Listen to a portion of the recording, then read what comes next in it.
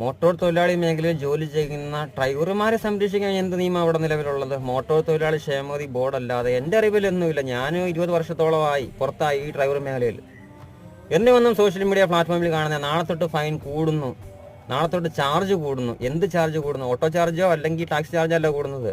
Pollution അടയ്ക്കാത്തതിന് ഫൈൻ്റെ തുക കൂട്ടി, insurance pending ഉണ്ടെങ്കിൽ ഫൈൻ്റെ തുക കൂട്ടി, ടാക്സ് കുടിശ്ശിക വന്നാൽ ഫൈൻ്റെ തുക കൂട്ടി, ടെസ്റ്റ് കുടിശ്ശിക വന്നു കഴിഞ്ഞാൽ ഫൈൻ്റെ തുക കൂട്ടി. ഇങ്ങനെ കൂട്ടുന്നതല്ലാതെ ഡ്രൈവർമാർക്ക് പ്രയോജനപ്പെടുന്ന ആ ഒരു ഡ്രൈവറിൻ്റെ ജീവന്, അവൻ്റെ കുടുംബത്തിന് സംരക്ഷണം നൽകുന്ന എന്തെങ്കിലും നിയമങ്ങളുണ്ടോ?